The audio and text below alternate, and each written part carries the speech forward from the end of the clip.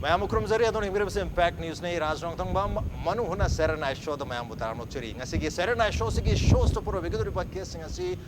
Manung Hutna Saturday Night Show da mayam na khwaidagi yamna request to birakpat gum laba miyoi singni. Ladies and gentlemen, boys and girls, children of all ages, please put it together for very popular the band, one and only band haitare koi Manipur gi Blue Band ni Blue Band gi team jam jamming ngasi kise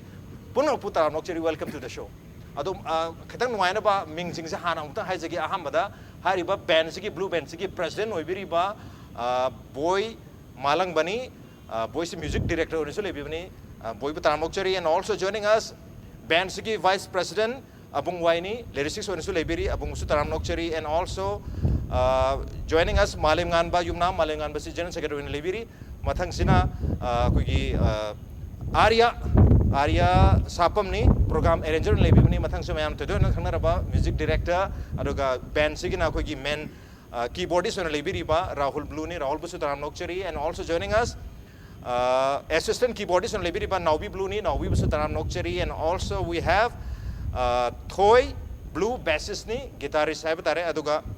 Guitarist amun ni lebih riba Regit Lisam ni Regit Nongthombam, and also we have Percussionist at makal gi instrument mayam thinbi riba koi gi Atang Blue ni Atang Blue, and we also have very popular Manipur da violin khongbada maming amchalaba Sandip Violinist Sandip Violin, and also we have Bikramjit Blue Percussionist ni maksu thinbi abage hai taram ta thad re mi boktelam no wale masajam bhaiya Bikramjit Violin puno Butaramokchari. Okay, yam jame lakpir mayam se mayam ga mathang su wari chana jage wari sadnge se instruments loi pere le re do ngasi ge program se hauno hona to almost 3 hours se koi chang re ta re ado mayam se loi wabi ramani si gi timing si orono hona to ngasai su mayam practice to jam yam tono gi ne ta re ado to start with program se haudo poina koi isai amana haudo pi hai ta re koi team members sing kar misai na haudo siga mek ta haudo pi are Sandip kari idea Rahul kari into sige kar misai to sige mai ke dong pai bi aina sungang lel di sobre kanano se tumpa ngang birak be ko sarak sidram ni koi ngang jeri sia to kananam na tumar tang ngang se Rahul kari se tok sige Atang kari se tok sige ama ekta to biru yare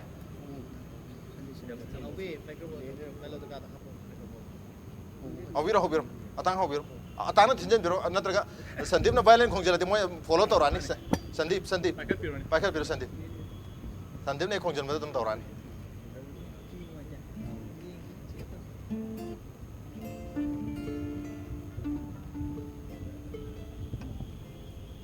hobiro live program hai di live oin serpani na go uncut ne hai tare live na trak so uncut oin serpani na kainum te instrument khong ta bana tra wanga ta tar de program se loi ro ning dunia tu na madu gi gap to sarak se sen ba yadre ba okay please sei do sakpat isai hoi team se ai ngasai ta jab da su loina mak hai tar multi talented oi ba versatile performer atani isai su loi sai khong ka tana tare instruments su change tor ga amma na hoji amma paija be wani percussionist ne habi wani guitar payo har ga so tang talo guitar pai gi dunia tu na mayam se loina mak amma na amma da instrument pai na manga manga atani isai su loi sai hai isai su sakpiro Rahul na sakatra kana sakani okay Bikram na okay Bikram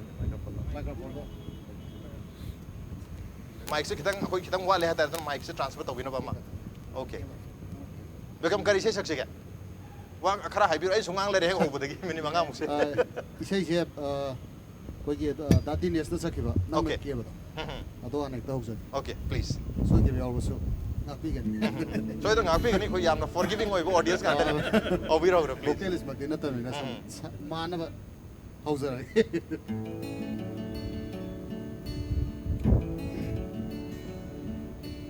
nangna keva saktamdo phaiden thagi luhongba satlamdai gi matamdo mera thagi sanareibum yengbada onthoka linthi zaida nangna keva saktamdo. Thank you. Thank you so much. Mathang sidi mayam sakta ko in haitare amamam individual oina haipet ki sakhang na bagi tanjat logjege Bikramjit kiti isai saga haipet tak bi khare Bikramjit se kanano je adu Bikramjit haipet tak Bikramjit hokjara ge microphone ju Bikramjit ta pair mina Bikramjit isai man ten ten na thambi ꯑꯩꯁꯦ ꯇꯁꯦꯡꯅ ꯕꯦꯟꯁꯤꯒꯤ percussion ꯆꯨꯝꯕ effect ꯑꯗꯒꯤ ꯂꯥꯡꯗ꯭ꯔꯦꯟ ꯄꯥꯏꯖꯕꯅꯤ ꯁꯨꯝ singer ꯊꯣꯛꯂꯛꯄꯗꯁꯨ ꯑꯗꯨꯝ ꯌꯥꯎꯖꯩ ꯑꯩꯁꯦ ꯁꯨꯝ ꯁ꯭ꯇꯦꯖꯇ ꯈꯔ ꯅꯤꯛꯄ ꯈꯣꯠꯄꯁꯦ ꯄꯥꯝꯖꯕ ꯍꯥꯏꯇꯥꯔꯦ ꯑꯗꯣ ꯈꯔ ꯅꯤꯛꯈꯥꯏꯕꯤ ꯈꯣꯠꯀꯥꯏꯕꯤꯁꯨ ꯑꯗꯨꯝ ꯇꯧꯖꯩ ꯑꯗꯣ ꯈꯪꯗꯦꯗ ꯃꯌꯥꯝꯒꯤ ꯅꯨꯡꯉꯥꯏꯅꯕ ꯍꯥꯏꯕꯗꯨꯅꯤ Okay. ꯌꯥꯝ ꯅꯨꯡꯉꯥꯏꯖꯩ ꯃꯊꯪ ꯁꯟꯗꯤꯞꯇ ꯂꯥꯛꯆꯒꯦ ꯁꯟꯗꯤꯞꯀꯤ ꯃꯔꯝꯗ ꯍꯥꯏꯐꯦꯠ ꯇꯥꯛꯄꯤꯌꯨ ꯕꯦꯟꯁꯤꯒꯤ ꯑꯣꯏꯅ ꯀꯔꯝꯕ ꯏꯟꯁꯇ꯭ꯔꯨꯃꯦꯟꯁꯤꯡ ꯄꯥꯏꯕꯤꯕ ꯀꯔꯤ ꯇꯧꯕꯤꯕ ꯈꯤꯇꯪ ꯍꯥꯏꯕꯤꯌꯨ ꯑꯍꯥꯟꯕꯗ ꯑꯩꯒꯤ ꯕꯥꯏꯑꯣꯗꯥꯇꯥ ꯍꯥꯏꯒꯗ꯭ꯔꯥ ꯑꯩꯒꯤ ꯈꯤꯇꯪ ꯍꯥꯏꯖꯒꯦ ꯑꯩꯒꯤ ꯃꯤꯡ ꯇꯣꯅꯥꯝꯕꯝ ꯁꯟꯗꯤꯞ ꯑꯗꯨꯒ ꯑꯩꯕꯨ ꯄꯣꯛꯄꯤꯕ ꯑꯩꯒꯤ ꯄꯟꯊꯧꯒꯤ ꯃꯤꯡꯅ ꯇꯣꯅꯥꯝꯕꯝ ꯁꯔꯠ ꯑꯗꯨꯒ ꯑꯩ ꯄꯂꯦꯝꯒꯤ ꯃꯤꯡꯅ ꯇꯣꯅꯥꯝꯕꯝ ꯑꯣꯡꯕꯤ ꯄꯨꯔꯅꯤꯃꯥ ꯁꯤꯗꯦꯕꯤ ꯁꯟꯗꯤꯞꯀ ꯑꯩꯒꯁꯦ ꯁꯤꯗꯕꯨꯗꯤ ꯃꯌꯥꯝ ꯇꯤꯚꯤꯗ ꯌꯦꯡꯕꯗꯗꯤ ꯃꯥꯏꯛꯇꯒꯤ ꯇꯥꯕꯅꯤꯅ ꯂꯣꯏ ꯇꯥꯔꯝꯗꯧ ꯃꯥꯜꯂꯦ ꯁꯟꯗꯤꯞꯀ ꯑꯩꯒꯁꯦ ꯐꯨꯠ ꯇꯔꯥꯃꯨꯛ ꯂꯥꯞꯅꯩ ꯍꯥꯏꯇꯥꯔꯦ ꯅꯨꯡꯁꯤꯠꯁꯨ ꯑꯩꯔꯣꯝꯗꯤ ꯂꯥꯛꯄꯅꯤꯅ ꯁꯟꯗꯤꯞꯅ ꯉꯥꯡꯕꯁꯨ ꯑꯝꯇ ꯇꯥꯗ꯭ꯔꯦ ꯈꯤꯇꯪ ꯀꯟꯅ ꯍꯥꯏꯕꯤꯌꯨ ꯀꯟꯅ ꯍꯥꯏꯖꯒꯦ ꯍꯣꯏ ꯑꯩꯈꯣꯏꯁꯨ ꯇꯥꯅꯅꯕ ꯑꯩꯕꯨ ꯄꯣꯛꯄꯤꯕ ꯄꯂꯦꯝꯒꯤ ꯃꯤꯡꯅ ꯄꯨꯔꯅꯤꯃꯥ ꯁꯤꯗꯦꯕꯤ Okay. ꯇꯣꯅꯥꯝꯕꯝ ꯑꯣꯡꯕꯤ ꯄꯨꯔꯅꯤꯃꯥ ꯁꯤꯗꯦꯕꯤ ꯑꯗꯨꯒ ꯑꯩꯕꯨ ꯄꯣꯛꯄꯤꯕ ꯄꯟꯊꯧꯒꯤ ꯃꯤꯡꯅ ꯇꯣꯅꯥꯝꯕꯝ ꯁꯔꯠ ꯁꯟꯗꯤꯞꯁꯦ ꯀꯩ ꯂꯝꯗꯩ ꯑꯣꯏꯗꯣꯏꯅꯣ ꯑꯩ ꯏꯁꯥꯃꯛ ꯂꯝꯂꯣꯡ ꯕꯖꯥꯔꯗꯒꯤꯅꯤ Okay, ꯌꯥꯝ ꯅꯛ ꯂꯩꯔꯦ ꯑꯗꯨꯗꯤ Okay, ꯌꯥꯝ ꯅꯛ ꯂꯩꯔꯦ ꯍꯥꯏꯔꯒ ꯃꯐꯝꯁꯦ ꯍꯥꯏꯖꯍꯧꯗ꯭ರೆ ꯍꯧꯗꯣꯛꯄꯗ ꯉꯁꯤ ꯑꯩꯈꯣꯏꯅ ꯄꯥꯡꯊꯣꯛꯆꯔꯤꯕ ꯁꯦꯇꯔꯗꯦ ꯅꯥꯏꯠ ꯁꯣ ꯄꯥꯡꯊꯣꯛꯆꯔꯤꯕ ꯃꯐꯝꯁꯦ ꯃꯌꯥꯝꯅꯁꯨ ꯑꯩꯈꯣꯏꯒꯤ ꯐ꯭ꯂꯦꯛꯁꯇꯒꯤ ꯎꯕꯤꯔꯝꯃꯅꯤ ꯔꯨꯐ ꯇꯣꯞ ꯁꯣꯀꯔ ꯗ ꯇꯔꯐ ꯏꯝꯐꯥꯜ ꯍꯥꯏꯔꯤꯕ ꯃꯤꯑꯣꯏ ꯃꯔꯤꯅ ꯐꯣꯔ ꯁꯥꯏꯗꯀꯤ ꯐꯨꯠꯕꯣꯜ ꯁꯥꯟꯅꯕ ꯌꯥꯕ ꯌꯥꯝꯅ ꯄꯤꯛꯄ ꯑꯩꯈꯣꯏ ꯇꯔꯐꯀꯤ ꯐꯨꯠꯕꯣꯜ ꯒ꯭ꯔꯥꯎꯟꯅꯤ ꯔꯨꯐ ꯇꯣꯞꯇ ꯍꯥꯏꯗꯤ ꯌꯨꯝ ꯃꯊꯛꯇ ꯁꯥꯕꯅꯤ ꯑꯩꯈꯣꯏꯒꯤ ꯏꯝꯐꯥꯜ ꯗꯤꯡꯀꯨ ꯔꯣꯗ ꯍꯥꯏꯇꯥꯔꯦ ꯗꯤꯡꯀꯨ ꯔꯣꯗꯀꯤ ꯅꯥꯒꯔꯝ ꯊꯪꯕ ꯁꯔꯨꯛꯇ ꯃꯔꯨꯑꯣꯏꯅ ꯂꯥꯏꯔꯤꯡꯕꯝ ꯂꯩꯀꯥꯏꯒ ꯇꯥꯏꯅꯕꯒꯤ ꯁꯤꯗ ꯂꯩꯔꯤꯕ ꯍꯥꯟꯅ ꯑꯩꯈꯣꯏ ꯁꯤꯗ ꯕꯤꯁꯥꯜ ꯃꯦꯒꯥ ꯃꯥꯔꯠ ꯂꯩꯔꯝꯃꯤ ꯍꯧꯖꯤꯛꯅ ꯁꯨꯄꯔ 99 ꯍꯥꯏꯅ ꯂꯩꯔꯤꯕ ꯁꯣꯔꯨꯝꯁꯤꯒꯤ ꯍꯦꯛ ꯃꯊꯛꯇ ꯇꯣꯞ ꯐ꯭ꯂꯣꯔꯗ ꯇꯦꯔꯦꯁꯇꯅꯤ ꯂꯩꯖꯔꯤꯁꯤ ꯗꯤ ꯔꯨꯐ ꯇꯣꯞ ꯁꯣꯀꯔ ꯗ ꯇꯔꯐ ꯏꯝꯐꯥꯜ ꯍꯥꯏꯔꯤꯁꯤ ꯑꯗꯨꯒ ꯍꯦꯛ ꯊꯪꯅꯗꯅ ꯂꯩꯕꯗ ꯃꯌꯥꯝꯅ ꯍꯦꯛ ꯈꯪꯕꯤꯒꯦ ꯍꯥꯏꯇꯥꯔꯒꯗꯤ ꯍ꯭ꯌꯨꯟꯗꯦꯒꯤ ꯁꯣꯔꯨꯝꯒꯤ ꯍꯦꯛ ꯊꯪꯅꯅ ꯂꯩꯕ ꯑꯗꯨꯒꯨꯝꯂꯕ ꯕꯤꯜꯗꯤꯡꯗꯅꯤ ꯑꯗꯨꯒ ꯃꯐꯝꯁꯤ ꯃꯌꯥꯝꯅ ꯗ ꯁꯣꯀꯔ ꯗ ꯇꯔꯐ ꯏꯝꯐꯥꯜ ꯍꯥꯏꯅ ꯈꯪꯅꯔꯕ ꯔꯨꯐ ꯇꯣꯞ ꯁꯣꯀꯔꯒꯤ ꯒ꯭ꯔꯥꯎꯟꯁꯤꯗꯅꯤ ꯑꯣꯀꯦ ꯑꯗꯨꯅ ꯌꯥꯝ ꯅꯛꯅꯔꯦ ꯍꯥꯏꯕꯅꯤ ꯁꯤ ꯃꯐꯝꯁꯤꯗꯗꯤ ꯂꯝꯂꯣꯡꯁꯤ ꯁꯤꯗꯩ ꯑꯗꯨꯝ ꯎꯔꯦ ꯁꯟꯗꯤꯞ ꯀꯣ Okay. ꯑꯗꯨꯒ ꯃꯦꯟꯇꯂꯤ ꯑꯩ ꯚꯥꯏꯂꯤꯅꯤꯁ ꯑꯣꯏꯅ ꯂꯩꯖꯕꯅꯤ ꯚꯥꯏꯂꯤꯟ ꯑꯗꯒꯤ ꯐ꯭ꯂꯨꯠ ꯑꯦꯟ ꯄꯦꯅꯥ ꯑꯗꯒꯤ ꯃꯦꯂꯣꯗꯤꯀꯥ ꯑꯗꯨꯒ ꯃꯔꯨꯑꯣꯏꯅ ꯑꯩ ꯏꯁꯥꯃꯛ ꯃꯣꯏꯕꯨꯡ ꯈꯣꯡꯖꯕꯅꯤ Okay, ꯃꯣꯏꯕꯨꯡ ꯍꯧꯔꯛꯄꯁꯤ ꯃꯣꯏꯕꯨꯡ ꯍꯧꯔꯛꯈꯤꯕ ꯌꯥꯝꯅ ꯄꯤꯛꯏꯉꯩꯗꯒꯤ ꯑꯩꯅ ꯒ꯭ꯌꯥꯟ ꯇꯥꯔꯛꯄꯗꯒꯤ ꯑꯩ ꯏꯁꯥꯃꯛꯇꯤ ꯃꯣꯏꯕꯨꯡ ꯈꯣꯡꯕ ꯑꯣꯏꯅ ꯑꯩꯅ ꯒ꯭ꯌꯥꯟ ꯇꯥꯔꯛꯄꯗ ꯑꯗꯨꯝ ꯈꯣꯡꯉꯝꯃꯦ ꯍꯥꯏꯇꯥꯔꯦ ꯑꯗꯨꯒ ꯑꯩꯒꯤ ꯃꯔꯨꯑꯣꯏꯅ ꯑꯗꯨꯗꯤ ꯑꯩ ꯊꯥꯗꯣꯛꯄ ꯌꯥꯗꯕ ꯍꯥꯏꯒꯗ꯭ꯔꯥ ꯑꯩ ꯏꯍꯥꯟ ꯍꯥꯟꯕ ꯑꯣꯏꯅ ꯇꯧꯔꯛꯄꯅꯤꯅ ꯑꯗꯨꯃ ꯑꯩ ꯑꯗꯨꯃꯥꯏꯅ ꯇꯧꯔꯒ ꯍꯧꯖꯔꯛꯄꯅꯤ Okay, first love ꯍꯥꯏꯇꯥꯔꯦ ꯃꯣꯏꯕꯨꯡ ꯈꯣꯡꯕꯁꯤꯅ ꯑꯗꯨꯅ ꯍꯧꯖꯤꯛꯁꯨ ꯑꯗꯨꯝ ꯃꯔꯛ ꯃꯔꯛꯇ ꯑꯗꯨꯝ ꯈꯣꯡꯕꯤꯔꯝꯗꯧ ꯃꯥꯜꯂꯦ ꯍꯧꯖꯤꯛꯁꯦ ꯌꯥꯝ ꯀꯟꯅ ꯗꯦꯕ ꯀꯔꯃꯗꯤ ꯆꯠꯇ꯭ꯔꯦ ꯑꯗꯨꯒ ꯑꯩ ꯄꯔꯐꯣꯔꯃꯦꯟꯁ ꯃꯔꯨꯑꯣꯏꯅ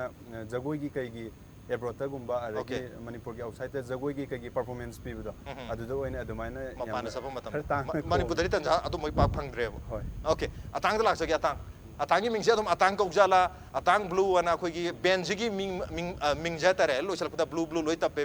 ꯕꯦꯟꯁꯤ ꯃꯁꯛ ꯇꯥꯡꯅꯕꯁꯨ ꯑꯣꯏꯔꯝꯗꯧ ꯃꯥꯜꯂꯦ ꯑꯗꯣ ꯑꯇꯥꯡꯒꯤ ꯑꯁꯦꯡꯕ ꯃꯤꯡꯁꯨ ꯑꯗꯨꯝ ꯑꯇꯥꯡ ꯀꯧꯖꯥꯂꯥ ꯈꯤꯇꯪ ꯍꯥꯏꯕꯤꯌꯨ ꯑꯩ ꯃꯤꯡ ꯑꯁꯦꯡꯕ ꯑꯇꯥꯡ ꯀꯧꯗꯦ ꯈꯤꯇꯪ ꯀꯟꯅ ꯍꯥꯏꯕꯤ ꯇꯥꯔꯦꯀꯣ ꯑꯩ ꯉꯁꯥꯏ ꯍꯥꯏꯖꯕꯗ ꯅꯨꯡꯁꯤꯠꯁꯦ ꯁꯣꯝꯗ ꯂꯥꯛꯄꯅꯤꯅ ꯑꯩꯈꯣꯏ ꯁꯣꯝꯗ ꯑꯝꯇ ꯇꯥꯗ꯭ꯔꯦ ꯑꯩ ꯃꯤꯡ ꯑꯇꯥꯡ ꯀꯧꯗꯦ ꯑꯩ ꯑꯁꯦꯡꯕ ꯃꯤꯡꯗꯤ ꯀꯦꯒꯦ ꯉꯥꯟꯕ ꯀꯦꯒꯦ ꯉꯥꯟꯕ ꯀꯦꯒꯦ ꯉꯥꯟꯕ ꯀꯧꯏ ꯑꯩ ꯑꯁꯦꯡꯕꯗꯤ ꯇꯕ꯭ꯂꯥ ꯊꯤꯟꯕꯅꯦ ꯑꯗꯨꯒ ꯃꯩꯇꯩ ꯄꯨꯡꯒꯨꯝꯕ ꯑꯗꯨꯗꯒꯤ ꯁ꯭ꯇꯨꯗꯤꯑꯣꯗ ꯋꯥꯔꯛ ꯇꯧꯔꯛꯄꯗꯒꯤ ꯑꯗꯨꯒ ꯑꯇꯣꯞꯄ ꯏꯟꯁꯇ꯭ꯔꯨꯃꯦꯟ ꯃꯌꯥꯝꯒꯤ ꯑꯦꯛꯁꯄꯤꯔꯤꯌꯦꯟꯁꯁꯨ ꯃꯌꯥꯝ ꯐꯪꯉꯦ ꯍꯧꯖꯤꯛꯇꯤ ꯑꯁꯦꯡꯕꯗꯤ ꯇꯕ꯭ꯂꯥ ꯊꯤꯟꯖꯕ ꯑꯗꯨꯒ ꯃꯩꯇꯩ ꯄꯨꯡꯒꯨꯝꯕꯁꯨ ꯇꯝꯖꯔꯦ ꯑꯗꯨꯒ ꯑꯇꯣꯞꯄ ꯏꯟꯁꯇ꯭ꯔꯨꯃꯦꯟꯒꯩ ꯑꯩꯅ ꯈꯔ ꯈꯪꯖꯔꯤꯕꯁꯤꯗꯤ ꯁ꯭ꯇꯨꯗꯤꯑꯣꯗ ꯋꯥꯔꯛ ꯇꯧꯕꯗꯒꯤ ꯑꯗꯣ ꯑꯇꯥꯡꯒꯤ ꯕꯦꯁꯤꯛ ꯕꯥꯏꯑꯣ ꯈꯤꯇꯪ ꯍꯥꯏꯕꯤꯔꯝꯃꯣ ꯀꯩ ꯂꯝꯗꯩꯅꯣ ꯑꯩ ꯋꯥꯡꯈꯩ ꯑꯌꯥꯡꯄꯜꯂꯤ ꯏꯃꯥ ꯄꯥꯕꯨꯡꯒꯤ ꯃꯤꯡꯁꯨ ꯑꯗꯨꯝ ꯍꯥꯏꯕꯤꯔꯝꯕ ꯌꯥꯏ ꯑꯩ ꯐꯥꯗꯔꯒꯤ ꯃꯤꯡꯅ ꯊꯥꯡꯖꯝ ꯀꯥꯎꯕ ꯃꯥꯗꯔꯒꯤꯅ ꯊꯥꯡꯖꯝ ꯃꯣꯡꯕꯤ ꯑꯗꯣ ꯑꯉꯥꯡ ꯑꯣꯏꯔꯤꯉꯩꯗꯒꯤ ꯑꯗꯨꯝ ꯇꯕ꯭ꯂꯥꯁꯦ ꯊꯤꯜꯂꯒ ꯑꯗꯨꯝ ꯍꯧꯔꯛꯈꯤꯕ ꯖꯥꯠꯂꯥ ꯑꯧ ꯒ꯭ꯌꯥꯟ ꯇꯥꯔꯛꯄꯗ ꯊꯤꯜꯂꯦꯔꯝꯃꯦꯏꯃꯨꯡꯗ ꯇꯕ꯭ꯂꯥꯁꯦ ꯑꯗꯨꯝ ꯍꯥꯏꯗꯤ ꯏꯃꯨꯡꯒꯤ ꯃꯤꯁꯤꯡꯁꯦ ꯃ꯭ꯌꯨꯖꯤꯛ ꯌꯥꯝ ꯄꯥꯝꯕꯗꯒꯤ ꯇꯕ꯭ꯂꯥꯒꯨꯝꯕ ꯄꯨꯡꯒꯨꯝꯕꯁꯦ ꯁꯨꯝ ꯂꯩꯕ ꯖꯥꯠꯂꯥ ꯀꯃꯥꯏꯅ ꯂꯩꯇꯦ ꯑꯩꯈꯣꯏ ꯐꯦꯃꯤꯂꯤ ꯏꯁꯩ ꯇꯧꯕ ꯑꯝꯇ ꯂꯩꯇꯦ ꯑꯗꯨ ꯀꯃꯥꯏꯅ ꯊꯤꯜꯂꯝꯃꯤꯖꯥꯠꯅꯣ ꯍꯥꯏꯗꯤ ꯐꯂꯥꯡꯗ ꯊꯤꯜꯂꯤ ꯖꯥꯠꯂꯥ ꯐꯥꯟꯗ ꯊꯤꯜꯂꯤ ꯖꯥꯠꯂꯥ ꯀꯥꯡꯗꯣꯟꯗ ꯊꯤꯟꯖꯕ Okay, ꯃꯊꯪꯁꯦ ꯑꯩꯈꯣꯏꯒꯤ ꯃꯤꯡꯁꯦ ꯑꯩ ꯂꯣꯏ ꯀꯩꯅꯣ ꯇꯧꯗꯣꯏꯅꯤꯀோ Regit Regitꯁꯨ ꯈꯪꯉꯛꯄꯗ ꯒꯤꯇꯥꯔ ꯄꯥꯏꯔꯒ ꯂꯩꯔꯝꯖꯥꯠꯂꯥ ꯀꯃꯥꯏꯅ ꯇꯧꯖꯥꯠꯅꯣ ꯑꯩ ꯄꯥꯏꯔꯛꯇꯦ ꯑꯩꯗꯤ ꯃꯔꯨꯑꯣꯏꯅ ꯑꯩ ꯂꯩꯐꯝ ꯍꯥꯟꯅ ꯍꯥꯏꯖꯒꯦ Okay, ꯍꯥꯏꯕꯤꯌꯨ ꯑꯩ ꯌꯥꯏꯁ꯭ꯀꯨꯜ ꯍꯤꯔꯣꯟꯕ ꯂꯩꯀꯥꯏ ꯑꯗꯒꯤ ꯑꯄꯣꯛꯄꯒꯤ ꯃꯤꯡꯅ ꯂꯤꯁꯝ ꯍꯦꯃꯟꯇ ꯑꯗꯨꯒ ꯑꯄꯣꯛꯄꯤꯒꯤ ꯃꯤꯡꯅ ꯂꯤꯁꯝ ꯑꯣꯡꯕꯤ ꯑꯁꯥ ꯗꯦꯕꯤ ꯁꯤ ꯂꯩꯔꯦ ꯑꯗꯨꯒ ꯑꯩꯅ ꯒꯤꯇꯔꯒꯤ ꯋꯥꯐꯝꯗꯣ ꯒꯤꯇꯔꯁꯦ ꯑꯩꯗꯤ ꯏꯁꯩ ꯁꯛꯄ ꯑꯣꯏꯅ ꯍꯧꯔꯛꯄꯅꯦ ꯒꯤꯇꯔꯁꯤꯗꯤ ꯑꯩꯅ ꯀ꯭ꯂꯥꯁ 11, 10 ꯁꯨꯃꯥꯏꯅ ꯀꯥꯔꯛꯄꯗ 2006, 7, 5 ꯑꯗꯨꯋꯥꯏꯗꯒꯤ ꯄꯥꯏꯔꯛꯄꯅꯦ aduna guitar khongbo ina dilakte aduga blue band da ju handak kuidringa da handak nauna join tawjabne okay adum guitar di kuite adu isai sakpoi na hujare isai sakpoi na okay sakpoi na adu sak tak poi na isai konjel su kitang taam ma jai tar line am tang ore marak to su yam sakpira ko hujik su line am tang sakpiram adu isai isai college ta yam na school ta me ari am sakhi bam sakpira su yai hoi sakjage what by Naobi le re thang na Naobi dum khongjin jara ni jam sakjan biron Thoi ra Thoi le re Naobi na mati tang sakjage yeah nungshigi akan ba irai na ira na halasu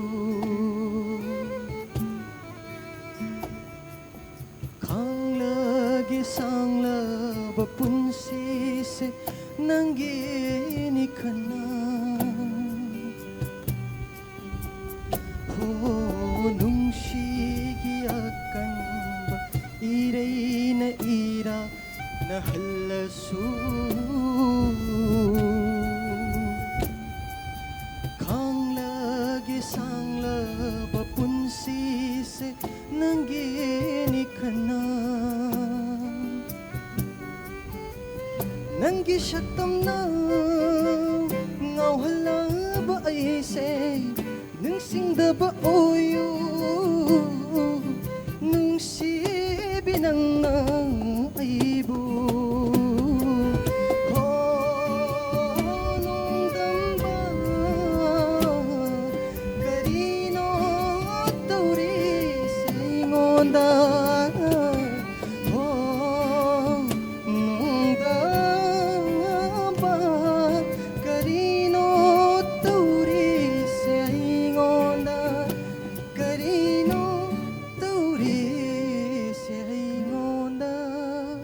Jadi blue band se lekai da koi sai gi nek tar ga di singer am da nek to mandre moi de lo yaw zeram ninga si program ji em ka gaun khang gar daw ne moi je all in one ni singer su yaw re lo yaw re no moi thogo dum to zera ni na moi dang kor bu ari okay guitar so pair ga mathang le bi je koi thoi ne thoi blue thoi se wa ngang ringa da tare guitar so pair le mi na sak ta point guitar se di han ma tem tang kong bir ma sa laun instruments pam je bam tang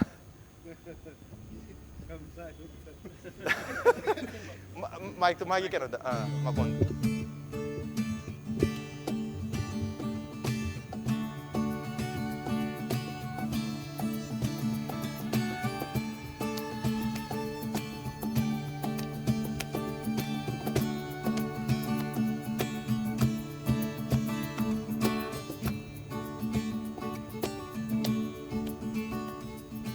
Okay Thoi gi manam da su ketang khangja ge Thoi blue se minga seng bajat Thoi udura atraga Thoi se mayam na nickname oina so ayam basi nei kamai to ketang haibi sai maram da ai isagi mingje Thoi isu hai so Pradip hai okay Pradip aseng ba ming se yunggi ming Thoi jira okay kai lam de obi de na Thoi se ai thaiman jam de wala kai degi okay hek haurak pada hade gyan tarak pada tum guitar pai ler maja alak mai to jana tarka koi school da college da guitar pai si amna yo oiba adu dagi sum hogi ja koi to influence guitar gi influence ko mai hor ki jan guitar je ai hana park de ju sum isai hata khoi family ji isai da dum okay adum kra dum sal sum isai sum pa mo dagi pai gi ja okay family da kana koi music ki lam da lebi ba family da lebi je khoi baso Saul sem bisru okay dagi Koi kaka, mazu radio ke artist ne. Okay. Saul Sem Bikram. Lagi ai pagi mingna Saul Sem Dablo. Imana Saul Sem Ongbi Chaidi. Okay.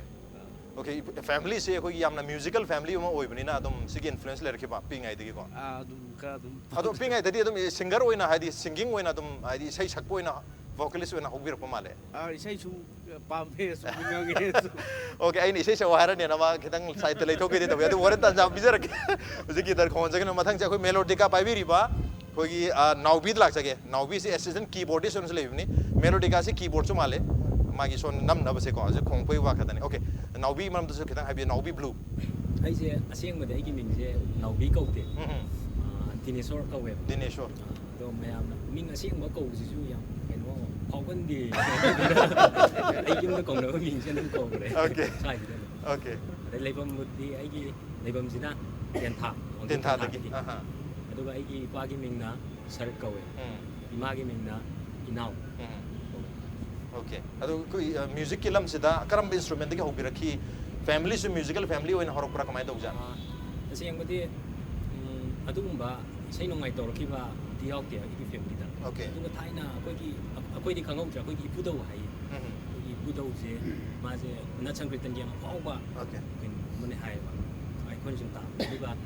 ꯇꯁꯦꯡꯅ keyboard ꯈꯣꯡꯉꯛꯄꯁꯦ ꯑꯩꯁꯦ ꯄꯪꯀꯨꯏꯗꯤ ꯀꯨꯏꯗ꯭ꯔꯤ ꯑꯩꯁꯦ ꯑꯩꯅ class 8, 9 ꯀꯥꯔꯛꯄ ꯑꯗꯨꯋꯥꯏꯗꯒꯤ ꯈꯖꯤꯛ ꯈꯖꯤꯛ ꯑꯩ ꯋꯥꯈꯟꯗ ꯀꯤꯕꯣꯔꯗꯁꯦ ꯄꯥꯝꯃꯦꯕ ꯑꯗꯨꯒ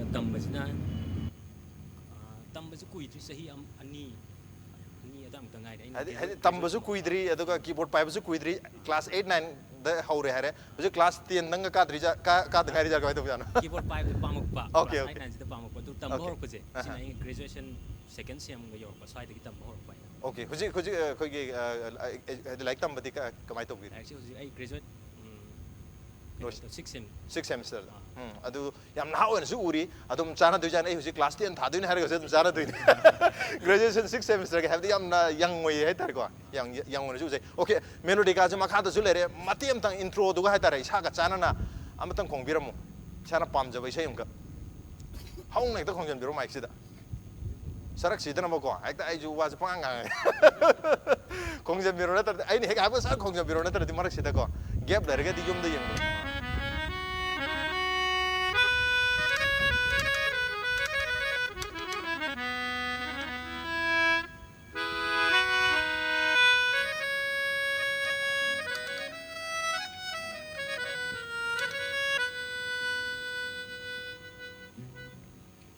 Okay, thank you so much, Naobi. Matang se mic paibiri ba mic tu paibiri are Rahul da lag. Rahul koi Saturday night show sida Rahul su lag piyo na koi jo haija mane audience na su am hai ngasi di Rahul yaure. Rahul ithanda lau yar su group ta di lai da. Rahul ke namse khangja khara khangja ho gaya Rahul kamai tor kamai ho rakhi Rahul ki mong ki kitang hai bi yo is music ke lam jada kamai lag ba kitang hai bi. Ai yum Malemnganba Malemnganba kitang hau na hai bi ko an put mangam mo ra ju Rahul tamna hire mina koi tadre. Yung malom awang lekay. Okay. Imagi mingna Romapati. Babagi ni Sam. Keyboard saya dum alpi ingat dia dum pame. Am kan na kano changsalu ngam dresu changak padi kuidri. Ben Ruben tau sai di hai ta phalna chang ngam bale mamang dadi keyboard kido phalna chang de vocal loina. Okay. Matam khara layame baba namba na ta keyboard ke na di. Okay. Ado hujikti isai music composer on chule bere isai mayam su direction pi bi kare ko compose to bi kare to isai sakke na khandri se kai no singer mo ina hor khis dak biri isai sak puje khonjel jam thi bai ta tiram dawdi bande chaktok pada isa na bau taning da khonjel lo aduna aina sak pada kainom di dum pai kani isa na audience dagi okay aduna ai saro ge na okay adu Rahul music composer amo jule bi bani na aruga music ki lam hadi mayek seng na khangbi bani na salak podo kon thi ba taraga su dum magi keno sidi singing du de dum phajane en khale ai wakanda hai bi ma ben lei ba mayam jina su dum bai sei sakse ado aina su thamoi da ka da sei sak ba na de ai saro gen khangre jam yong lepre okay adu koi off screen ga de dum sam dom mali ko mayam mayam mang du sak traga ju mayam orai ba dari dum sak piram dom mali okay am ngai je mathang se koi gi admin group te leibiri ba koi gi program arranger Ariya gi Jonas Ariya Sapam ni Ariya gi maram du kitang khangjage ai se ai gi aseng bai gi pona pham lamdam sei su ten tha da gi ni ten tha khongban da gi ni duga koi gi imung manung si su dum sei no mai gi family oi da sida pulli ba aina blue band gi member amai gi thak thung ba lei ji bi ba khudi mak si pun ba yamna nungai ba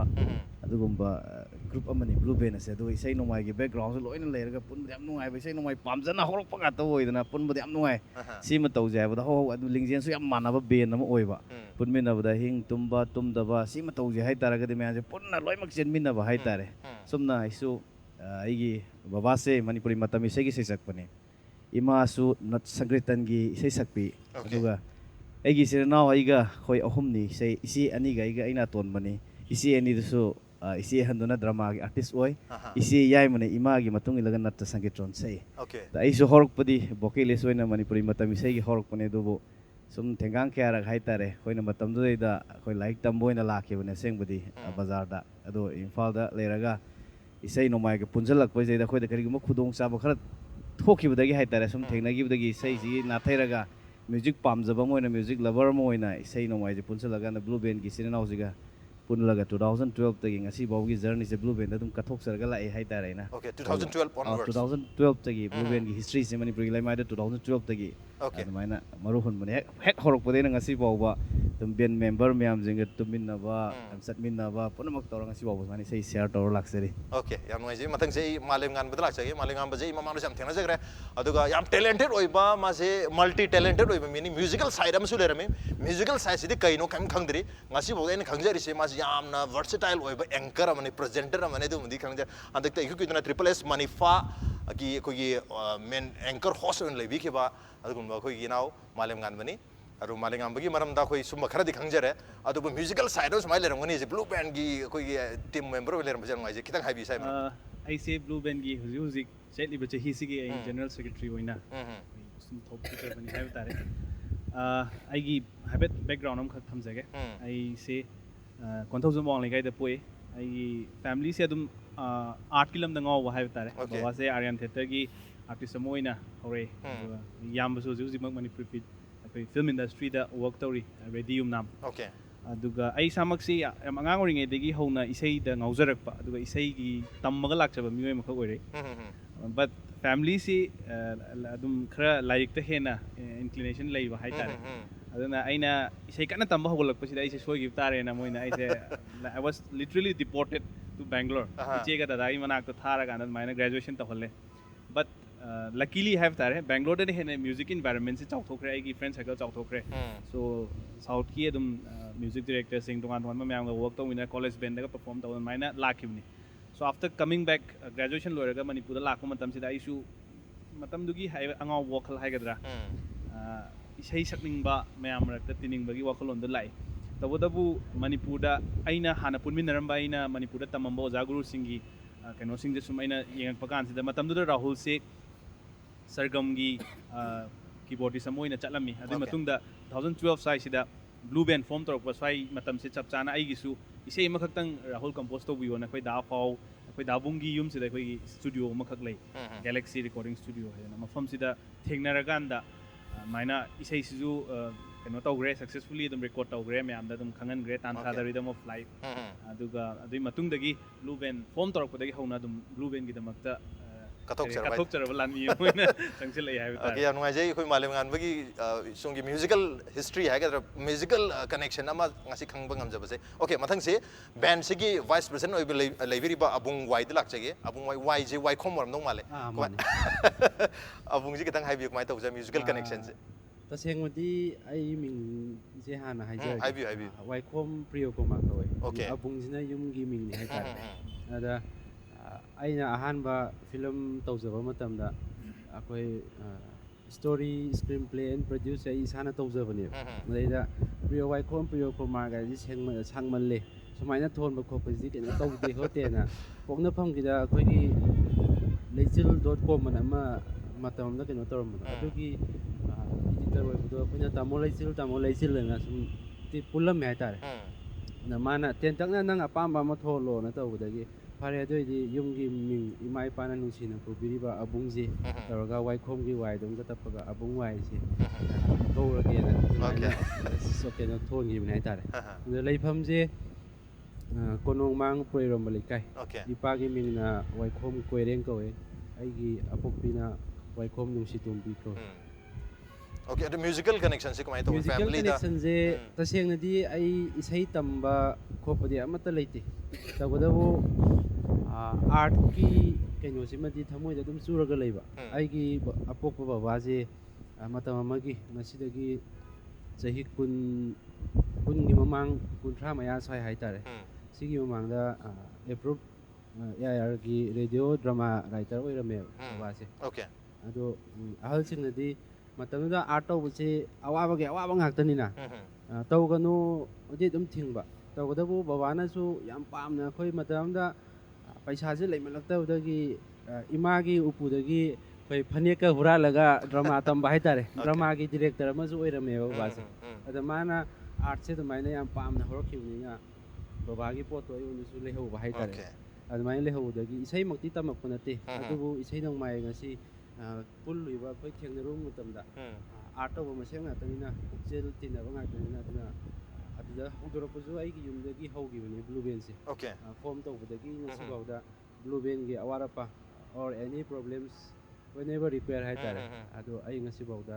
ꯃꯇꯦꯡ ꯄꯥꯡꯉꯒ ꯑꯗꯒꯤ physically mentally ꯂꯣꯏꯅꯃꯛ ꯉꯁꯤꯐꯥꯎ ꯏꯟꯚꯣꯜቭ ꯇꯧꯔꯒ ꯂꯥꯛꯆꯕꯅꯤ Okay, ꯌꯥꯝ ꯅꯨꯡꯉꯥꯏꯖꯩ ꯃꯊꯪꯁꯦ ꯑꯩ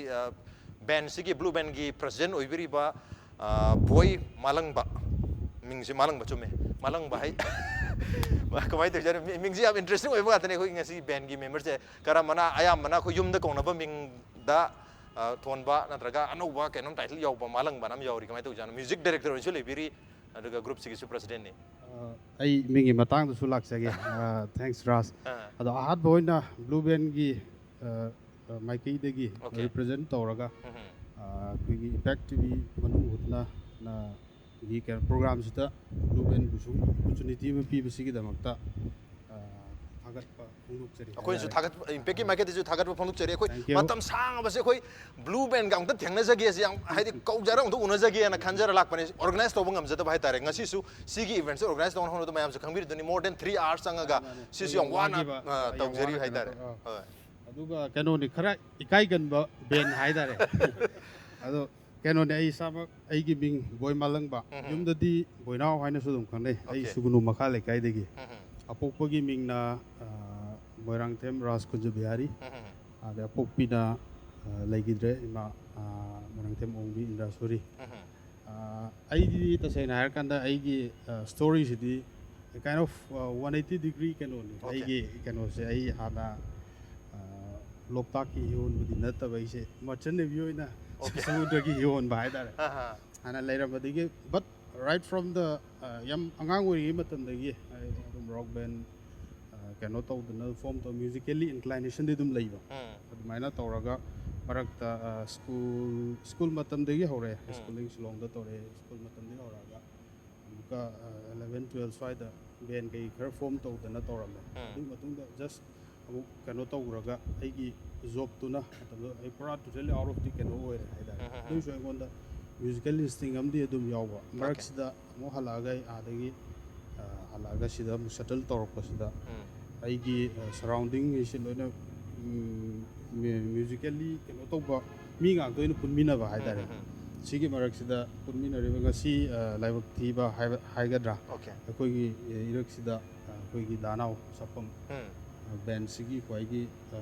senior most program ama leibadagi out of station ore daga ko Abung Blue dramasu tangai ba da thaba ama leibadagi yawbu ngamdre koi myang mahut silakanda aigi oina ngasi gi tanja se lawra kanda isinau mayam se pullaga koi kano tawminari se awa nuai kano to it's been a long time haida kuire koi se right from the concept or padagi Blue and kano sidagi Okay, Blue Band gi conception hai tare magi inception chi komai tor ki na dudlak chege ra punna hujik mi anim su lakada wali hujik khoi le minari si tarama thuni punna music ya mu hujik le biri komai ta horuk matam dri punna kya dei hodor kibza horuk pase mi adum khraya mesida hujik kano tawgraba akoi ga lemin mai magi thabak na yada dana adum kano tawgiba mi khara so dum yawe aduga ꯑꯩꯈꯣꯏꯒꯤ ꯀꯩꯅꯣꯁꯤꯗ support ꯑꯗꯨꯝ ꯍꯧꯖꯤꯛꯁꯨ ꯑꯗꯨꯝ ꯃꯣꯔꯦꯜꯂꯤ support ꯇꯧꯕꯤꯕ ꯑꯗꯨꯕꯨ ꯃꯥꯒꯤ ꯊꯕꯛꯅ ꯉꯝꯗꯗꯅ ꯉꯁꯤꯒꯤ ꯅꯨꯃꯤꯠꯁꯤꯗ ꯑꯩꯈꯣꯏꯗ ꯑꯗꯨꯝ ꯊ꯭ꯔꯨ ꯐꯣꯟ ꯑꯗꯨꯝ ꯁꯨꯃꯥꯏꯅ ꯀꯩꯅꯣꯝꯃ ꯂꯩ ꯍꯥꯏꯕꯗ ꯃꯣꯔꯦꯜꯂꯤ ꯁꯄꯣꯔꯠ ꯇꯧꯔ ꯅꯣꯏ ꯆꯠꯂꯒ ꯐꯖꯅ ꯇꯧꯔꯣ ꯍꯥꯏꯕ ꯑꯍꯟ ꯂꯃꯟ ꯑꯩꯈꯣꯏꯒꯤ ꯕꯦꯛꯒ꯭ꯔꯥꯎꯟꯗ ꯂꯩꯕ ꯃꯌꯥꯝ ꯑꯃꯁꯨ ꯑꯗꯨꯝ ꯂꯩ ꯍꯥꯏꯇꯥꯔꯦ ꯇꯁꯦꯡꯅ ꯃꯣꯏ ꯄ꯭ꯔꯖꯦꯟ ꯇꯧꯕ ꯉꯝꯗ꯭ꯔꯦ ꯑꯩꯈꯣꯏ ꯆꯠꯂꯨꯔꯣ ꯍꯥꯏꯗꯤ ꯍꯧꯖꯤꯛꯁꯦ ꯇꯁꯦꯡꯅ ꯑꯩꯅ ꯄ꯭ꯔꯁꯤꯗꯦꯟ ꯑꯣꯏꯅ ꯍꯟꯗꯛ ꯆꯍꯤꯁꯤꯒꯤ ꯀꯩꯅꯣ ꯇꯧꯔꯒ Okay, koi chahi ki amu president secretary vice president si ju khandoi ne ba okay hujiki current की president ने वो इबरी से okay आई खाली ना lifetime लोई वही नब्जा okay याम नुंगाई जे अदो अबुंग दोंग लाख जरंगे अबुंग की युम दगी होदो की है बनी ना सिगी band से कमाई ना होदो की बजानो याम मरो इबे question हुई दुनी blue band है बा title सु blue band नंत होंगे से कमाई तो उजानो करम मतम दगी मसीगी conception है तरह मसी concept तो रही से कोई band ना form तो गया ना मसी कमाई तो की बजानो कना की brain child कना की वाकन दगी तो की बजानो पुन्ना वाकन तामिनर के तो की बरा कमाई तो की कितना है भी तसेंगमदी band form तो बसी 2012 स्वाइदको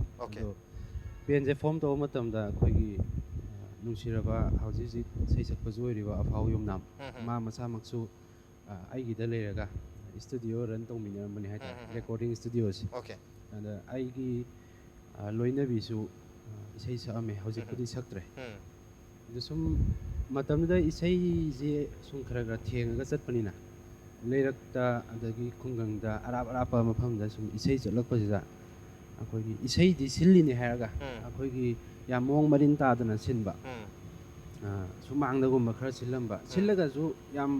मोंग ताना सिल्लगदि नुंगाइ जगदौदो चलिजे तसेंगदि पैसा आर्टिस्टसिंगना चलिजे कैगुम मतमदा चलिबगी थाव ममन बो हंजनदबदि यावे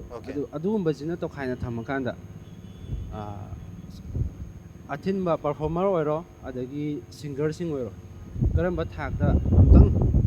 मंगाल लेबा स्टेज तकता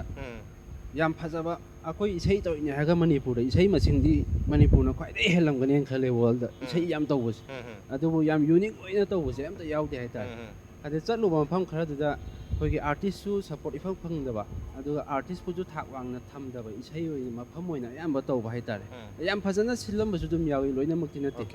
अदो अदुम्बा थेंगनबदगी अखोई मतमदा अखोई राहुल सु दुम लेरे कमाइना अखोगी तोखाइ तोखाइबा percussionist ओरजु guitarist ओरजु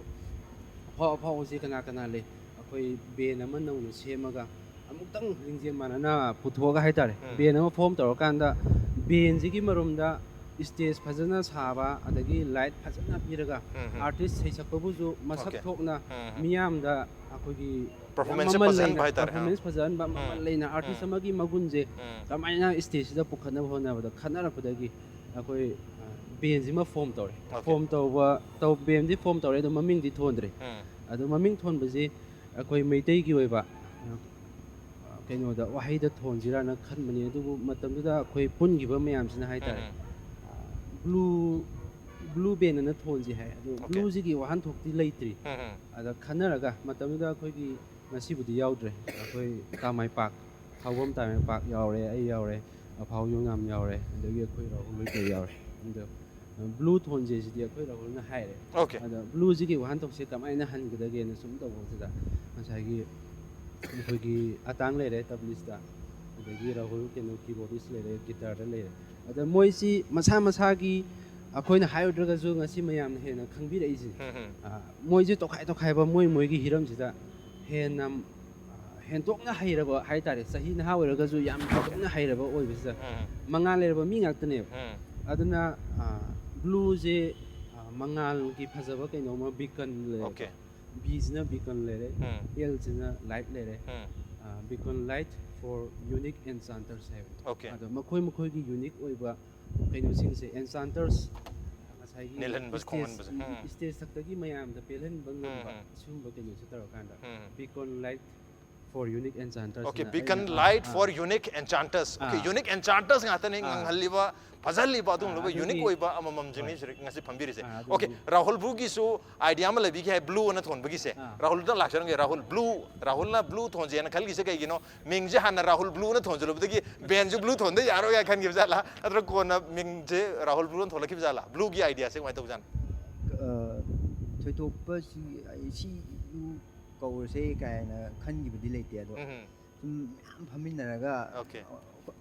अखोय दा फाउना सेवन ब्रदर्स कोसी कायना ओके अदगी अखोय दा ना मुंग याइ फरे काय हाइरसे कायना सुम हाइना दुदा आई अदुदि अदु हाइजे अदुम मयामना वारी सानाबदा आई येटपा कारण ताबा जै थौने ओके अदुम मरक तुदगी निखला कारण ताबा हाइता ओके ब्लू थोंजियन अदेदा ममिंग दोइना Karan maming dulu fajani. Okay. Karan ki maming ama idea pikhalu ne tu hari ba maming jena ngasi di sega kaina phau ba yamna unique oi bang sai bi to beacon light for unique enchanters hai ba to mana ming sisu yamna unique oi ba ben am oi re okay ben yaurabani na maming su tholabani na maming thon bai maram su khangabni na performance ama tare ko mayam ji ingjel lai ing dana ba adu ai break log jerge break log ne break log bi aba ngai bi sai ma ko Sandip Rahul kai to si ge yam ngai ba ma section biro adu ko khongjen biro side side tagi violin na horage Sandip na hai se okay microphone ama transfer to biro okay sondel le Bikramjit le re मैं कोई singer सु मंगा तरुक याव रे तुम लोग सांग फिर से तुम खागा तुम सक्सेस भी आप जान Bikramjit हो रहा मैं एक तो पुट मुत तो माला ओके इंस्ट्रूमेंट में तो जो है इंस्ट्रूमेंट में ओके Sandip चिक चिक में तो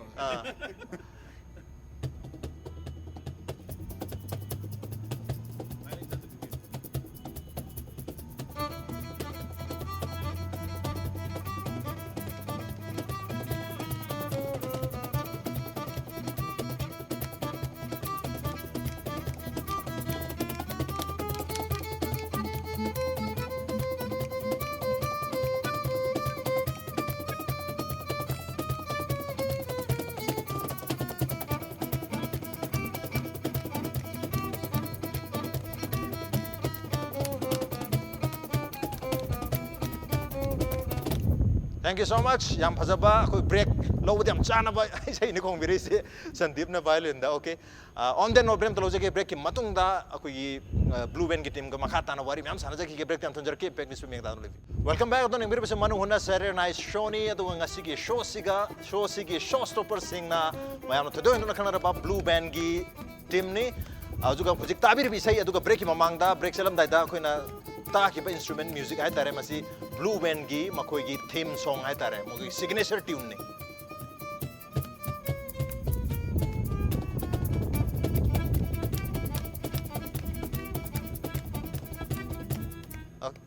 okay yar ngai jare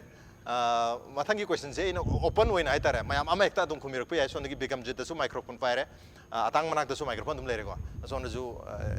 Ariya gi manak lere koi band formation hai tare ahan bada band ji maming se blue thoni hai ju happy khalu de do idea sum pung bina bada gi thong gre de hare do bosi gi team se da koi punna koi colleague hai tare tongan balam de lak tongan background de lak mayam koi colleague se pulap thamina bada mokon yam thoi hai mokon thoi means khana ba mon ma da ba yaw re hai do koi chmaina pulap lai mina base sum koi na lera mina ma gi apam pam da khangna bada gi hujik ti loina smoothly chala ba jala sometimes akoi marak to pak ta aroi bi thana ga chaina ra ga so dum mind tawna da bi komai da akoi gi team gi connection hai tare team members in komai taw jana okay Malemnganba ai samlabna haijage tasengna blue band hairaga aikoina mayamda khangbiri sisu akoi stage ta leibiri ba akoi lanmi sing hayta okay achangba akoi front line da leiri si akoi marup sing sini makoi gi talent sing dunani ngasi Manipur da blue band na leiri si ada aina ngasagi da background mate amakak da na haibu da ne supplement tawjaning masi Manipur gi tongan ba band sing da perform tawramba naha oiriba changchang lauba machang sing du khangat chabani ta sing na harabda Rahul matam du da sargam gi keyboardist oina chalami atang Mahabharat ta leirami aikoi da naw matam du da rock band amagi yam yang launa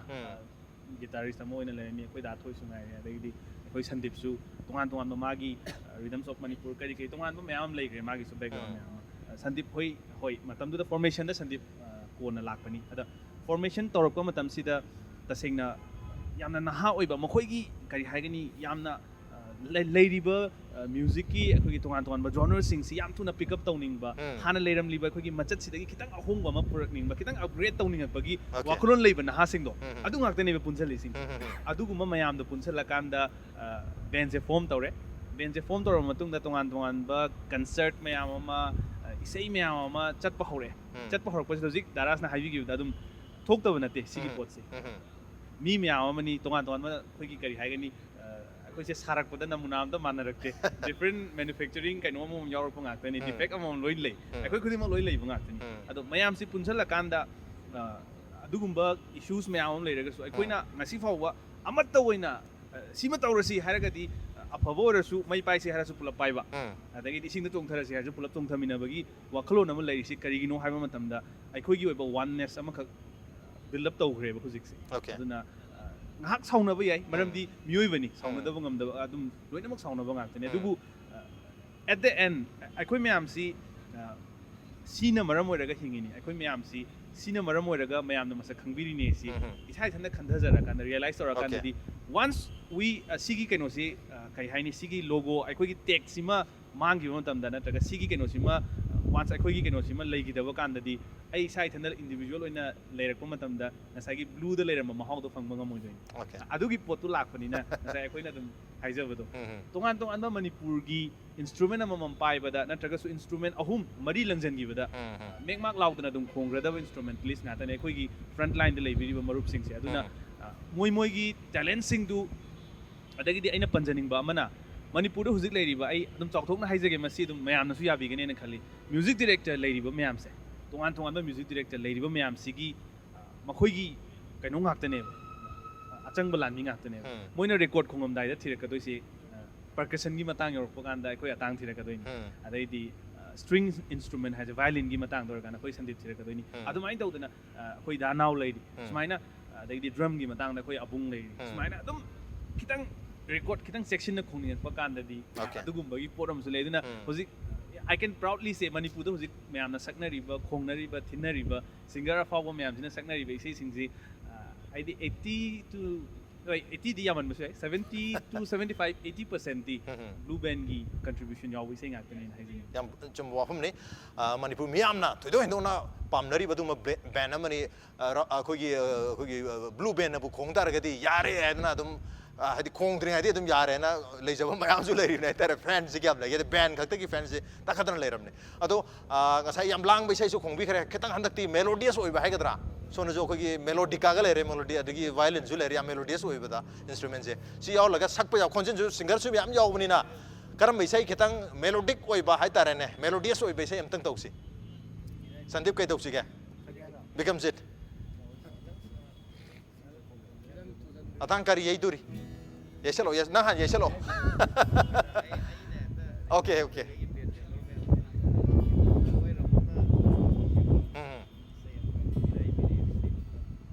मेरा भी okay Rahul ने लोडी का पाइट हो रहा है सक्सेल अजू या pony यार ये सक्सेल राहुल ने सारो इन वासा करे मासारो मा खोंगा again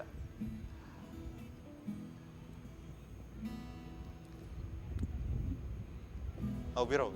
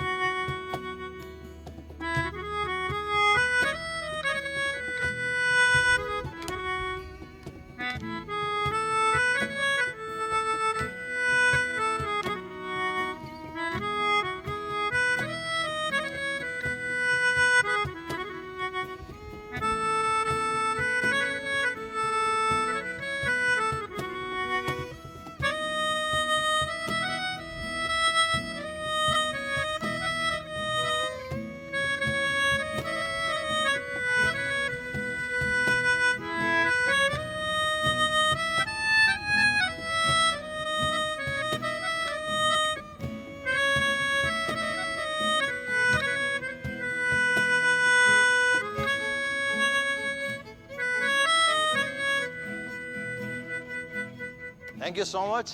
Atau ngasai team members sing se aku malam nusu tak pikret.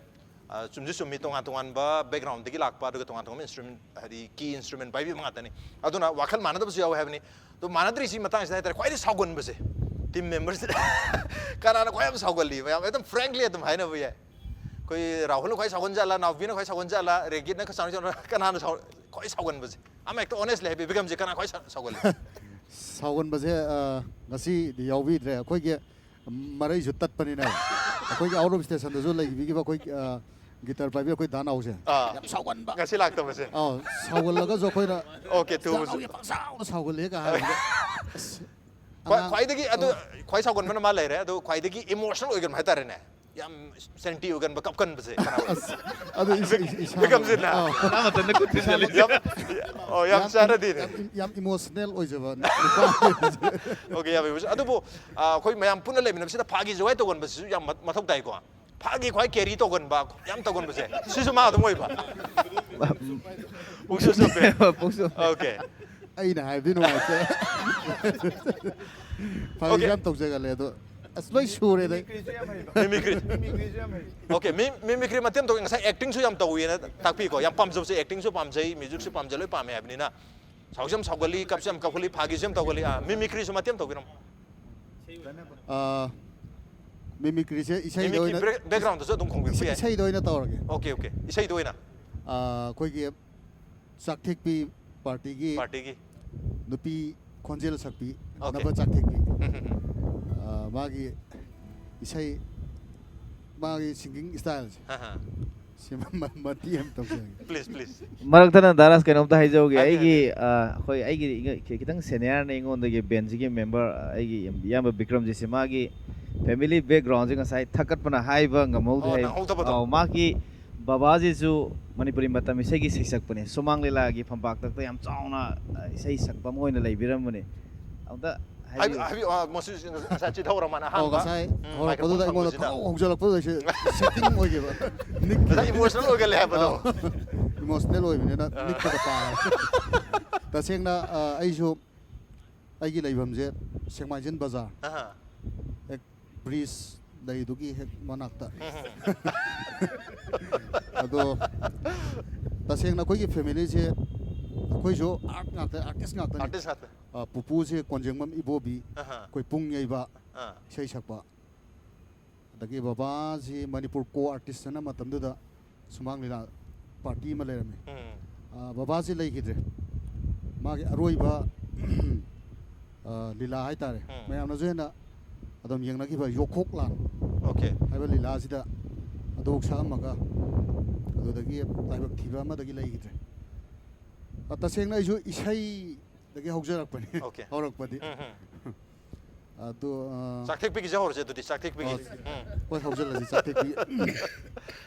ꯈꯣꯡꯖꯟꯕꯤꯔꯣ ꯁꯔꯛ ꯁꯤꯗꯅ ꯃꯇꯝꯁꯨ ꯏꯔꯩ ꯂꯩꯁꯜꯂꯛꯇ꯭ꯔꯦ ꯑꯗꯨꯝ ꯁꯛꯆꯜꯂꯛꯑꯒꯦ ꯁꯛꯆꯟꯕꯤꯔꯣ ꯐꯖꯩꯗ ꯏꯆꯦ ꯄꯛꯆꯩꯗ ꯅꯪꯁꯤ ꯌꯥꯝ ꯁꯥꯡ ꯇꯧꯔꯣꯏ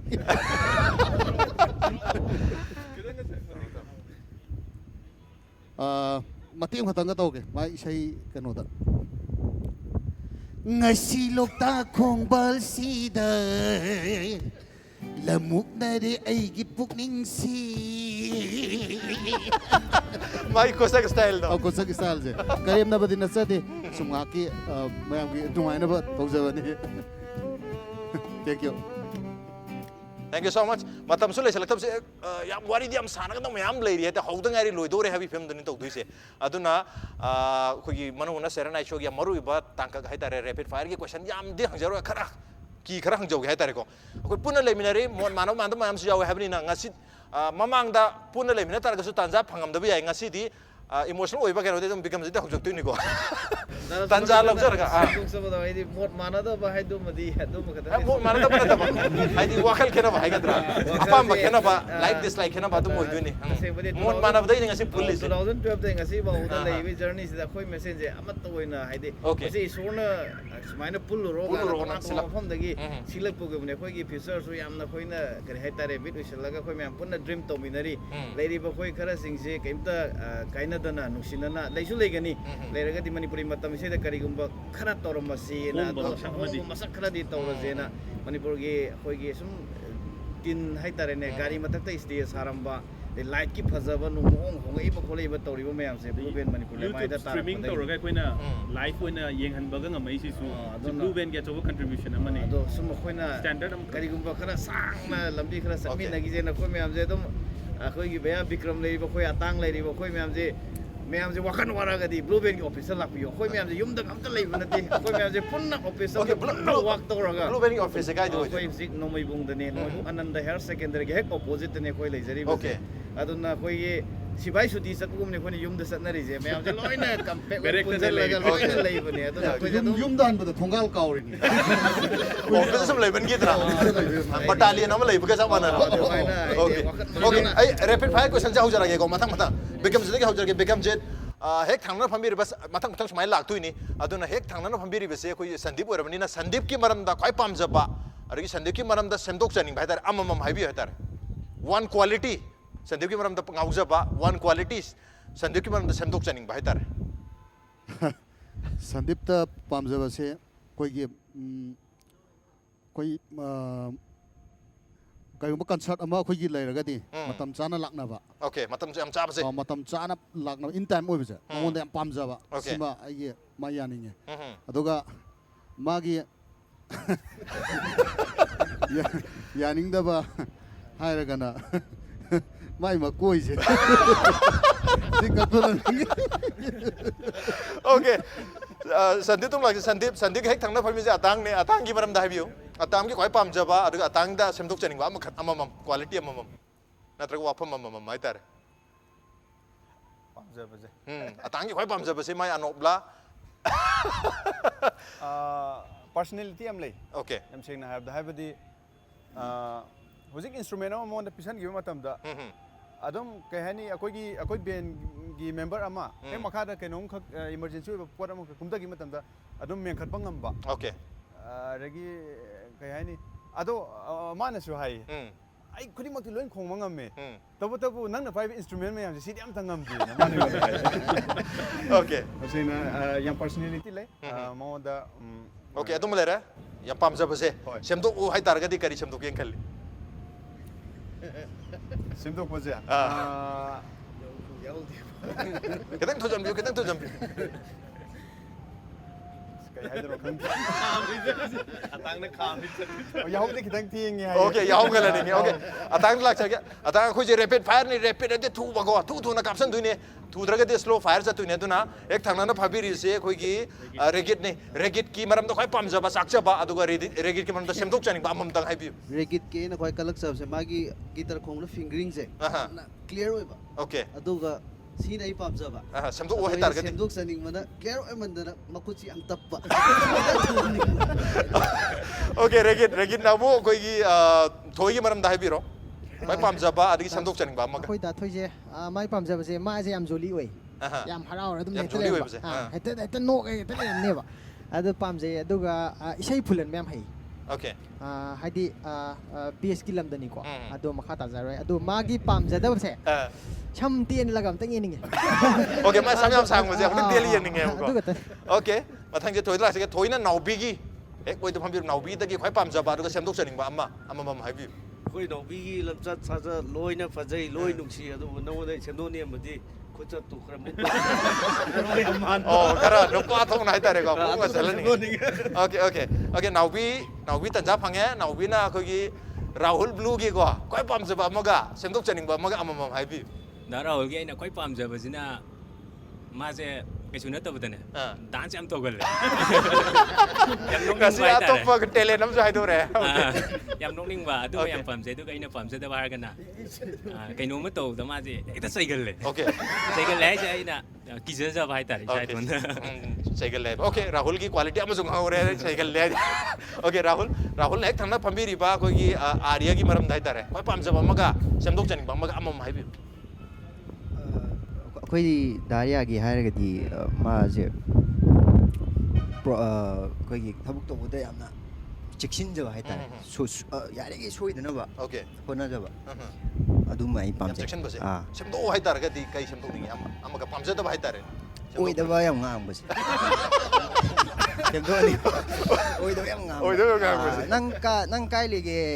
ꯍꯥꯏꯔꯦ ꯑꯩ ꯑꯗꯨꯗ ꯂꯩ ꯑꯩ ꯂꯥꯛꯀꯦ ꯂꯩꯔꯝꯃꯣꯏ ꯁꯨꯡꯂꯥꯛ ꯂꯥꯛꯇꯕꯤ ꯍꯧꯖꯤꯛꯄꯨ ꯑꯗꯨꯝ ꯂꯥꯛꯇ꯭ꯔꯤ ꯑꯣ ꯅꯍꯥꯟ ꯂꯥꯛꯀꯦ ꯍꯥꯏꯈꯤꯕꯗꯣ ꯍꯧꯖꯤꯛꯄꯨ ꯂꯥꯛꯇ꯭ꯔꯤ okay ꯃꯊꯪ ꯑꯥꯔꯤꯌꯥꯗ ꯂꯥꯛꯆꯒꯦ ꯑꯥꯔꯤꯌꯥꯅ ꯍꯥꯏꯗꯣꯏꯁꯦ ꯑꯩꯈꯣꯏ ꯃꯥꯂꯦꯝꯒꯤ ꯃꯔꯝꯗꯅꯤ ꯈ꯭ꯋꯥꯏ ꯄꯥꯝꯖꯕ ꯑꯃꯒ ꯄꯥꯝꯖꯗꯕ ꯑꯃꯒ ꯅꯠꯇ꯭ꯔꯒ ꯁꯦꯝꯗꯣꯛꯅꯤꯡꯕ ꯑꯃ ꯍꯥꯏꯇꯥꯔꯦ ꯀꯔꯤ ꯍꯥꯏꯕꯤꯅꯤꯡꯉꯤ ꯑꯩꯅ ꯑꯩꯈꯣꯏ ꯃꯥꯂꯦꯝꯗ ꯈ꯭ꯋꯥꯏ ꯀꯜꯂꯛꯆꯕꯁꯦ ꯃꯥ ꯊꯕꯛ ꯇꯧꯕꯗ ꯌꯥꯝ ꯆꯦꯛꯁꯤꯟꯕ ꯑꯗꯩ ꯍꯥꯏꯅꯈꯤꯕ ꯃꯇꯝꯁꯦ ꯑꯗ ꯃꯥ ꯃꯩꯇꯩ ꯄꯨꯡ ꯆꯠꯇꯦ ꯃꯥ ꯑꯁꯦꯡꯕ ꯃꯇꯝ ꯆꯠꯂꯤ ꯃꯉꯣꯟꯗ ꯑꯗꯨꯃꯛꯅꯕꯨ ꯉꯁꯤ ꯕꯦꯟꯒꯤ ꯊꯕꯛ ꯊꯧꯔꯝ ꯇꯧꯔꯛꯄꯗ ꯃꯥꯒ ꯂꯣꯏꯅꯅ ꯊꯕꯛ ꯇꯧꯃꯤꯟꯅꯕꯗ ꯁꯤ ꯌꯧꯅ ꯆꯪꯁꯤꯜꯂꯛꯏꯅꯦ ꯌꯥꯝꯅ ꯅꯨꯡꯉꯥꯏ ꯃꯇꯝ ꯆꯥꯕ ꯃꯉꯣꯟꯗꯒꯤ ꯇꯝꯖꯅꯤꯡꯉꯥꯏ ꯌꯥꯝ ꯑꯣꯏ ꯁꯤꯒꯤ ꯊꯕꯛꯁꯤꯃ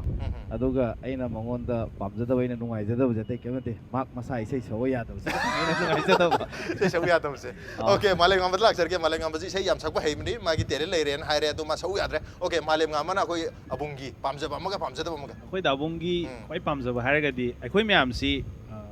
ꯃꯃꯥ ꯑꯃꯗꯧꯅ ꯃꯄꯥ ꯑꯃꯗꯧꯅ ꯀꯣꯟꯁꯤꯟꯕꯤꯕꯁꯦ ꯑꯩꯈꯣꯏꯒꯤ ꯀꯩꯅꯣꯝꯃ ꯍꯦꯛ ꯄ꯭ꯔꯣꯕ꯭ꯂꯦꯝ ꯑꯃ ꯍꯦꯛ ꯂꯩꯔꯦ ꯍꯥꯏꯕ ꯃꯇꯝꯗ ꯃꯥꯒꯤ ꯑꯆꯤꯟꯕ ꯃꯥꯒꯤ ꯄꯔꯁꯅꯦꯜ ꯀꯩꯅꯣ ꯃꯌꯥꯝ ꯂꯣꯏ ꯊꯥꯗꯣꯛꯑꯝꯃꯒ ꯆꯦꯜꯂꯛꯑꯒ ꯑꯩꯈꯣꯏ ꯃꯌꯥꯝꯒꯤ ꯄ꯭ꯔꯣꯕ꯭ꯂꯦꯝꯗꯨꯗ ꯁꯔꯨꯛ ꯌꯥꯕꯤꯕꯁꯦ ꯁꯤ ꯑꯩꯈꯣꯏ ꯗꯥꯕꯨꯡꯒꯤ ꯑꯩꯅ ꯈ꯭ꯋꯥꯏ ꯀꯜꯂꯛꯆꯕ ꯃꯇꯧ ꯇꯝꯖꯕ ꯍꯥꯏꯇꯥꯔꯦ ꯑꯩꯅ ꯃꯅꯥꯎ ꯑꯃ ꯑꯣꯏꯅ ꯁꯤꯃ ꯂꯩꯔꯦ ꯑꯗꯨꯒ ꯗꯗꯥꯗ ꯑꯩꯅ ꯈꯤꯇꯪ ꯑꯩꯅ ꯁꯤꯃꯇꯪ ꯍꯥꯏꯔꯤꯁꯦ ꯀꯩꯅꯣ ꯍꯥꯏꯔꯀꯥꯟꯗ ꯗꯗꯥꯁꯦ ꯃꯐꯝ ꯆꯥꯗꯅ ꯌꯥꯝ ꯁꯤꯔꯤꯌꯁ ꯑꯣꯏꯒꯜꯂꯦꯕ ꯈꯤꯇꯪ ꯀꯥ ꯍꯦꯟꯅ ꯁꯤꯔꯤꯌꯁ ꯑꯣꯏꯊꯣꯛꯈꯤꯕ ꯌꯥꯝ ꯁꯤꯔꯤꯌꯁ ꯑꯣꯏꯗ꯭ꯔꯁꯨ ꯌꯥꯕꯅꯤ ꯀꯥꯏꯅ ꯈꯟꯖꯕ ꯑꯩꯅꯗꯤ ꯗꯗꯥꯅ ꯍꯦꯛꯇ ꯁꯤꯔꯤꯌꯁ ꯑꯣꯏꯊꯣꯛꯈꯤꯕ ꯑꯗꯨꯒꯨꯝꯕ ꯃꯇꯥꯡ ꯑꯗꯨꯝ ꯈꯤꯇꯪ ꯌꯥꯎꯏ ꯑꯗꯨ ꯈꯛꯇꯅꯦ ꯑꯇꯩꯗꯤ perfect Okay abung laksaki abung na koi president da vice president na president da pamjaba amga pamjadaba amga ꯄꯥꯝꯖꯕ ꯍꯥꯏꯔꯒꯅ ꯑꯩꯈꯣꯏ ꯏꯌꯥꯝꯕꯗ ꯑꯩꯈꯣꯏꯁꯦ ꯑꯦꯕ꯭ꯔꯤ ꯄ꯭ꯔꯣꯕ꯭ꯂꯦꯝ ꯈꯨꯗꯤꯡꯃꯛꯇ ꯑꯁꯥꯕ ꯑꯣꯏꯔꯁꯨ ꯑꯏꯪꯕ ꯑꯣꯏꯔꯁꯨ ꯃꯌꯥꯏ ꯑꯣꯏꯅ ꯌꯥꯝ ꯏꯪ ꯇꯞꯅ ꯁ꯭ꯃꯨꯠꯂꯤ ꯃꯦꯅꯦꯖ ꯇꯧꯕ ꯉꯝꯕ ꯑꯩꯅ ꯋꯥꯈꯜ ꯁꯣꯟꯊꯔ ꯂꯩꯔꯒꯁꯨ ꯑꯗꯒꯤ ꯁꯥꯎꯔꯒ ꯂꯩꯔꯒꯁꯨ ꯇꯞꯅ ꯏꯪꯅ ꯋꯥꯔꯤ ꯁꯥꯔꯒ ꯐꯖꯅ ꯀꯨꯜ ꯗꯥꯎꯟ ꯇꯧꯕ ꯉꯝꯕꯒꯤ ꯃꯥꯒꯤ ꯀꯩꯅꯣꯁꯦ ꯀꯦꯄꯥꯁꯤꯇꯤ ꯄꯔꯁꯣꯅꯦꯂꯤꯇꯤꯁꯦ ꯁꯤꯁꯤꯃ ꯌꯥꯝꯅ ꯄꯥꯝꯖꯩ ꯄꯥꯝꯖꯗꯕꯗꯤ ꯊꯣꯏꯗꯣꯛꯅꯗꯤ ꯂꯩꯇꯦ ꯑꯗꯨ ꯂꯩꯇꯕꯁꯦ ꯉꯁꯥꯏ ꯑꯩꯈꯣꯏ ꯔꯥꯍꯨꯜꯅꯁꯨ ꯄꯟꯈꯤꯕꯗꯣ ꯔꯥꯍꯨꯜꯅ ꯑꯔꯤꯌꯥꯗ ꯍꯥꯏꯈ꯭ꯔꯦ ꯑꯗꯩ ꯃꯊꯪ ꯃꯊꯪ ꯁꯨꯝ ꯍꯥꯏꯔꯛꯄꯗꯣ ꯑꯩꯈꯣꯏꯒꯤ ꯗꯥꯕꯣꯏꯁꯦ ꯊꯕꯛ ꯁ꯭ꯇꯥꯔꯠ ꯇꯧꯕꯁꯦ ꯈꯤꯇꯪ ꯍꯥꯏꯅꯕꯗꯒꯤ ꯈꯤꯇꯪ ꯇꯞꯄꯦꯕ ꯃꯤꯅꯤꯠ 3-4-5ꯒꯨꯝꯕꯁꯦ ꯍꯦꯛꯇ ꯆꯣꯟꯊꯒꯜꯂꯦꯕ ꯁꯤꯁꯤꯃꯇꯪꯒ ꯆꯣꯟꯊꯕꯤꯗ꯭ꯔꯗꯤ ꯁꯤꯁꯤꯃꯇꯪ okay ꯑꯩꯈꯣꯏ president lakcharage Boii Malangba aduga lemhaurise ꯑꯩꯈꯣꯏꯒꯤ ꯃꯥꯒꯤ ꯃꯔꯝꯗ ꯋꯥꯜꯍꯧꯔꯤꯁꯦ ꯑꯩꯈꯣꯏꯒꯤ Bikramjit king ꯍꯥꯏꯔꯦ Bikramjit ꯀꯤ ꯃꯔꯝꯗ ꯈ꯭ꯋꯥꯏ ꯄꯥꯝꯖꯕ ꯑꯃꯒ ꯁꯦꯝꯗꯣꯛꯅꯤꯡꯕ ꯑꯃꯒ ꯑꯃ Bikramjit ꯀꯤ ꯃꯔꯝꯗ ꯌꯥꯝ ꯄꯥꯝꯖꯕꯁꯦ ꯃꯥꯒꯤ ꯖꯣꯂꯤꯅꯦꯁ ꯍꯥꯏꯇꯥꯔꯦ ꯁꯤꯃ ꯌꯥꯝ ꯄꯥꯝꯖꯩ ꯑꯗꯨꯒ ꯁꯦꯝꯗꯣꯛꯍꯟꯅꯤꯡꯕꯁꯦ ꯃꯥꯒꯤ ꯚꯥꯏꯇꯦꯜ ꯁ꯭ꯇꯦꯇꯁ ꯍꯥꯏꯇꯥꯔꯦ ꯃꯥꯒꯤ ꯐꯤꯒꯔꯁꯦ ꯁꯤ ꯁꯦꯝꯗꯣꯛꯍꯟꯅꯤꯡꯕ ꯃꯥ ꯀꯩꯅꯣ ꯕꯜꯀꯤ ꯈꯤꯇꯪ ꯑꯣꯏꯕꯁꯦ ꯈꯤꯇꯪ ꯍꯟꯊꯅꯤꯡꯉꯦ ꯍꯥꯏꯇꯥꯔꯦ ꯋꯦꯠꯁꯦ okay yam nungai wari sanabse adu rapid fire question ga takatan leirib jani adu hangbui matamse phangoi matamse loigre mi su yambanina matungi tanja sing da muka ai band members sing amuka unarga wari sanabgi tanja lojge adu ngasi ko nadi loisalam dai sida yam phajaba music ama haitare ne amaga tentak no khongbiram kai khongji ge Sandip kai khongji ge Rahul aigi punsi torasi Regit nang hanak to khongjalo mayam follow torona ba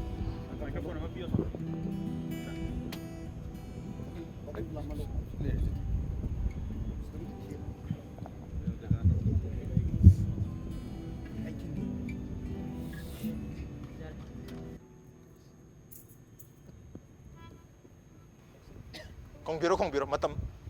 kena tau dana ba sarak si dana ba haidar